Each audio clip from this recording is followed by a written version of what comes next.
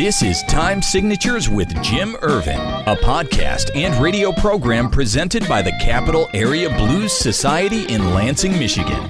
Driving up and down these Michigan roads, yeah. And now, here he is, your host, Jim Ervin. Baby, I'm home. Well, thank you so much, Parker, and welcome, everyone. I'm Jim Ervin, and this is Time Signatures. Please do me a favor and click that subscribe button in the lower right-hand corner, if you would, please. That way you will never miss an episode, and thank you so much. I also want to welcome my special in-studio guest this afternoon, Frank I knew I was going to do this. Vandekerkhoff. Vandekerkhoff is his last name, for dropping by. Welcome, man. Thank you so much, Jim. Good to have you here. Now, good to be here. It's always a pleasure to have a guest come back to talk to us here on the program.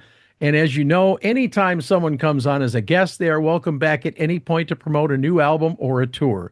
My guest today is headed out on tour next week for the next several dates around the central and western United States. For those of us who are in and around the central Michigan area, we got a sneak peek of the show as he visited the Ark in Ann Arbor last Friday evening. Now, let me tell you something. He commanded that room and that audience for nearly 2 solid hours. I was there. Trust me, I know. And I even commented on the way home that I can't recall a better concert ever. And I'm not just saying this because he's here, okay? I've been to several regional and national acts since I got involved with the blues 4 or 5 years ago. So bravo to you, sir. He's out promoting his Blues in My DNA album again. Ladies and gentlemen, Chicago bluesman, alligator recording artist, and one hell of a solid performer, Ronnie Baker Brooks. Welcome to Time Signatures. How are you, man? I'm doing great, Jim. Thanks for having me back, man. Thank you for the kind words, man. It was good to see you the other night, man. It was a great night up there. Had so Yes, many sir. memories up there in Michigan, man. You know, I used to play up there with my dad back in the day, and then I played there many times on my own, and a lot of people from those times came to the show, man. It was like a family reunion. Yeah, I saw some pictures. I don't know if you got to see any of mine. I'm going to be sending some to Matt that I got from Friday, but I got some great shots from you and the guys on stage, and it was just it was a blast. It really was. And my first time seeing you in concert, it was a really, really cool experience. Thank you, man. Thank you for coming. Thank you for coming out on your off night. Well, listen, I have to tell you, last Friday in Ann Arbor was incredibly cool, Ronnie. I'm betting we could have had that concert in any room in the area, up to and including the Fox Theater in Detroit, and you would have absolutely had a huge turnout, and I'll bet you would have commanded that room with the same intensity as you did at the Ark. First, I want to make a note from the first to the last. We had a whale of a time, and that's truly from the heart, man. Thank you very much for that experience. Thank you. You know, I learned this from being on the road with my father. You play to the people no matter how many it is. It's not always the quantity, it's the quality. And the people that were there, I know, love the blues, Yes, you know. And so I feel like I had to give it all up. Every night I feel like that. You know, when anyone show up to our show, and as you may remember, I always tell them, you're the boss. You determine how this goes. And Yes, sir. The more you give us, we're going to give it back to you 10 times. So, And you did. You truly did. thank you. And speaking of that band of yours, man, you've got some major talent up there backing you every night, don't you? Yeah. I'm blessed to have some good guys, not only great musicians, but good people. You know, Daryl Coote's been with me on and off since 1999. That boy just killed it.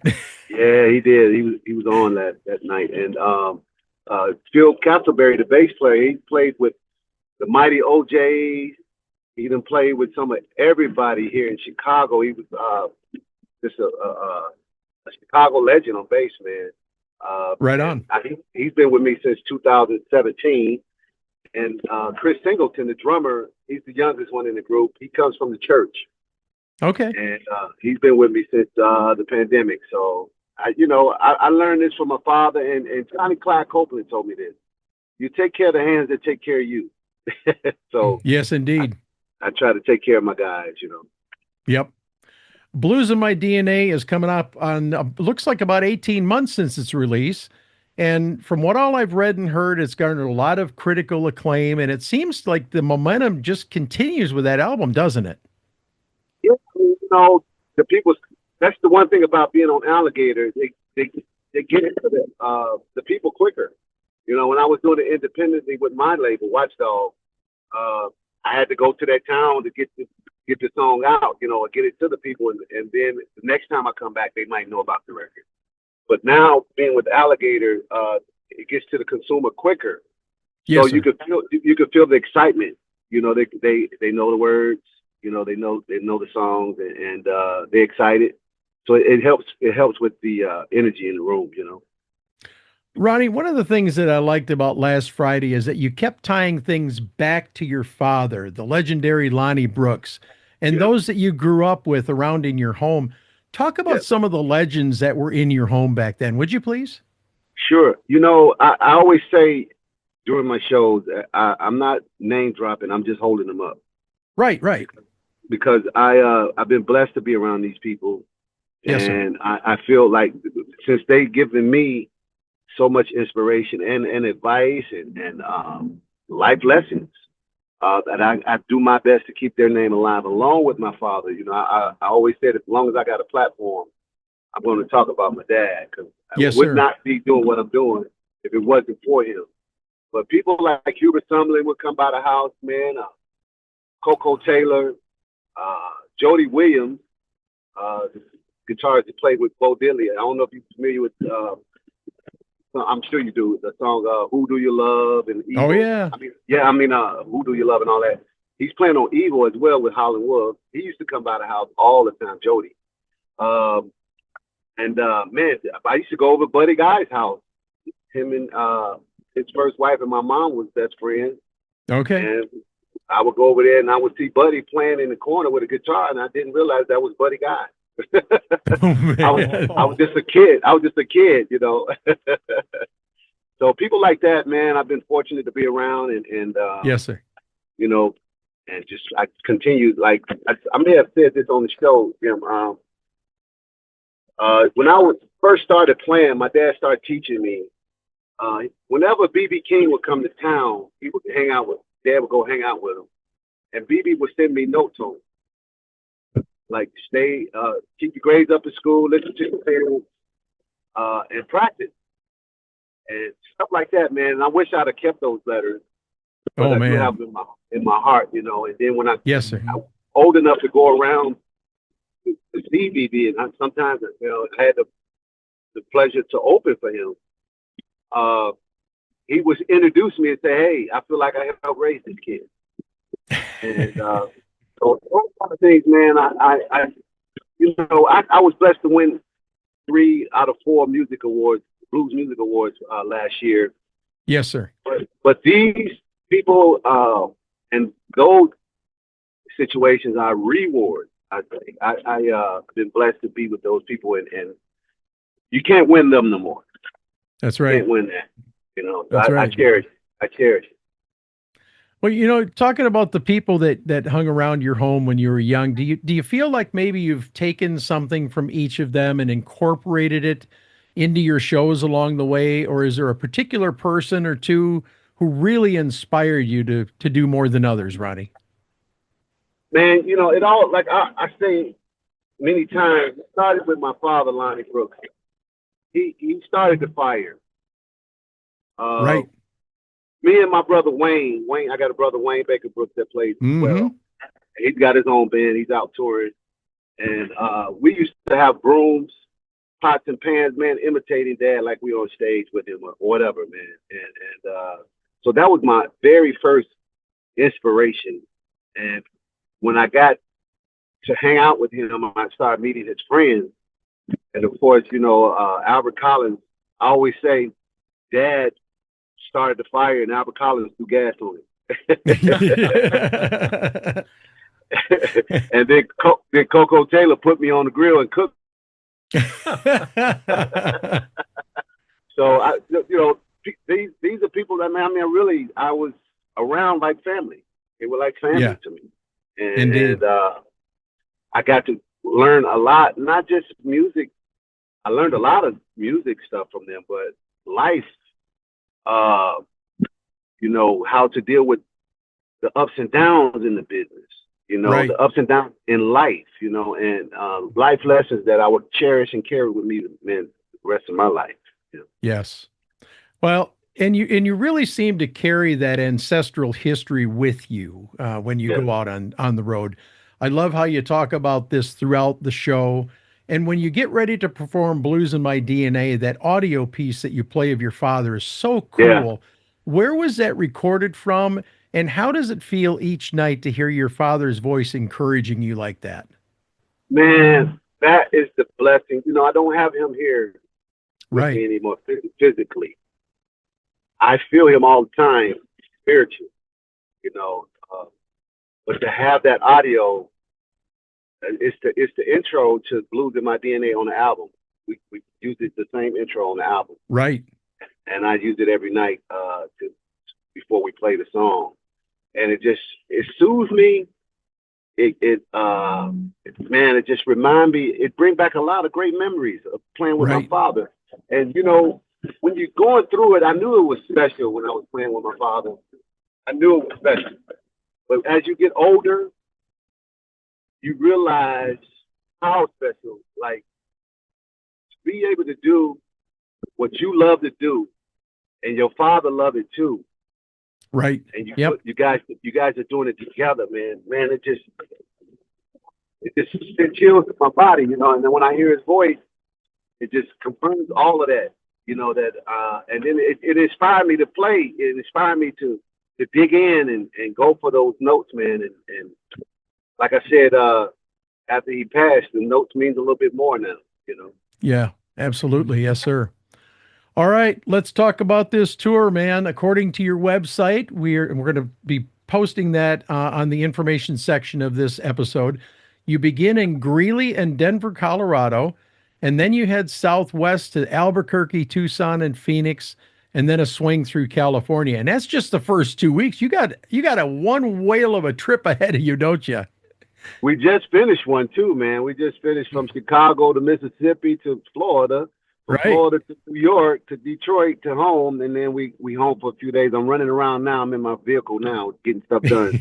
But because I only have a few days to do it, and Right. then we head out. We head out west, and yeah, I mean, I love what I do, Jim. To be able to do this for a living is a blessing.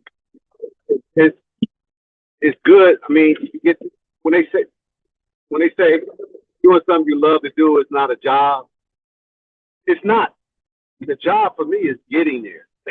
Right. Right. Getting there and setting up. Older I get, that becomes more of a task. And I understand what my dad used to say. But I love what I do, man. And we headed out that way to we got 16 days in about, I want to say, 20 something days, 28 days, 20, Yeah. 20, something like that. So we humping, we rolling. Definitely. Now, as you know, I've got my friend Frank here in the studio with me, and Yeah. Frank's got a question he wants to ask you. So go ahead with it, Frank. Ronnie, I know you play different guitars while touring. Do you have a favorite guitar, or do you play different guitars for different reasons in the songs? Or Well, good question, Frank. Thank you, first of all. thank you. I love all guitars. I grew up playing Strat. My first guitar though was Gibson SG, and that's the one I fell in love with as a kid. My dad bought that one. That's the one I'm playing on the cover, Jim, of the record. Yep. That's the guitar. First guitar my dad bought me, the '67 SG. We still have And it. and before you finish, what's the history with that guitar? Well, I started out on that guitar at the age of 7. I started at 6 when I started that band. My father bought me that guitar, and man, that was the first time on stage with that guitar. I was 9 years old. I quit after about 12, maybe 12 years old, and Dad used that guitar for his early Alligator recordings, and became like a signature sound for him. And when I decided to come, he was even on Hee Haw with that guitar, man. Was he really? Wow. Yeah. Now yeah. I got to go find it. Right. Yeah, he was on Hee Haw with Roy Clark, man, and so when he finished the episode, Roy Clark sent the guitar that he was playing. So we got both guitars in that episode in the family. But that's my very first guitar, man. I use that guitar on my records. I don't take it out on the road. But I used to use Strat. On the record, I go, when I record, I bring all my guitars. Well, not all of them, but most of them. And Right. I use them for different things, like for rhythm or for different sounds or different parts of the song or whatever, to get different sounds. But on the road, I take my Gibson 336 custom. That's the one I got, the black one you may have seen me play. Oh, yeah. With the logo on it. I don't know if you've been to the show, Frank, but I use two Gibson 336. It's a small version of a 335. Nice. Give you a nice blues tone, man. And they're hard to put down. You know, the Strats are great. It's hard to put that Gibson down, man. I can see why BB fell in love with them Gibsons. Yes, sir. Mm-hmm. Yes, sir. Well, I'll tell you, while I'm thinking about this, I was talking to my aunt about your concert on Friday night, and she's all excited because I found out you're going to be at Space in Evanston on April 25th, which happens to be a day before my husband Garrett's birthday. So we're going to celebrate my birthday, the 9th of April, and his birthday, the 25th. And I think we're going to come out to Evanston and bring my aunt with me. And who knows, maybe this guy will tag along too. Come on, man. Come on up, man. Nice. It's great. That's a nice venue too for the sound in there is amazing. And the energy, the vibe in that room is nice, man. Always a great time at Space in Evanston. Come on through, man. And for your listeners, I'm all over. Check my website, RonnieBakerBrooks.com. We got dates from here all the way up to July. In September, we're going to Vegas to do the Blues Bender. I'm going back to the Blues Cruise in October. I'm going to Atlantic. What is it? North Atlantic. North Atlantic Blues Fest. Thank you. Yes, sir. July 11th and 12th. Yeah, we'll be up there for that, and then I'm headed to Europe. Actually, I'm headed to Europe, and when we get back from this tour in March, I'll go over to Germany for a date, and then come back home. And so we everywhere, man. We everywhere. He just finished my questions for me. Berghausen, Germany, March 21st. Yeah. And you already gave me the address. I'm going to have you give it one more time. Where do we send folks to get more information? You can also buy tickets through the website. But also to buy some albums, some merchandise, or if they want information on booking you for a gig, where do they go? RonnieBakerBrooks.com. That's RonnieBakerBrooks. And again, we will put that link in the information section on this episode. But Ronnie, I appreciate your time today, man. You always have a microphone here anytime you wish, and I wish you and the band good travels here in the future. Thank you so much, man, and thank you for coming out the other night. Yeah, and all you do for the blues, and to your listeners for all their and viewers for all their support as well. None of us, as the great Eddie Clearwater would say to me, none of us is greater than all of us. There you go. Well, I appreciate it, man. The heartfelt thanks is deeply appreciated. Thank you. Hang on. Let me tie the ribbons on here, and I'll wrap up with you here in a moment. As this episode comes to a close, please allow me to talk to you about our local organization that I'm excited about. Footprints of Michigan offers footwear to those in need. From walking shoes to warm winter wear, Footprints' mission is to empower those who are in need by providing warmth and dignity with footwear. Footprints of Michigan is a registered 501c3 nonprofit, and they need your help to get the job done. So whether it's $5, $50, $500 or more, your donation will go towards achieving this organization's mission. Contact Footprints today and ask them about their Souls for Vets, Boots on the Playground, or Thinking Outside the Souls programs. Please visit footprintsofmichigan.org today. And as always, thank you so much for your consideration. And that wraps up this edition of Time Signatures. Once again, my thanks to our guest, Ronnie Baker Brooks. Also to my in-studio guest, Frank See, I'm going to mess it up again. Frank Vanderkerkhoff. Okay. Thank you. But also to you, because without you, none of this would be possible. Jim Ervin reminding you, keeping the blues alive is everyone's responsibility, but preserving the history of the blues one story at a time, that's my mission. Until next time, so long, everybody.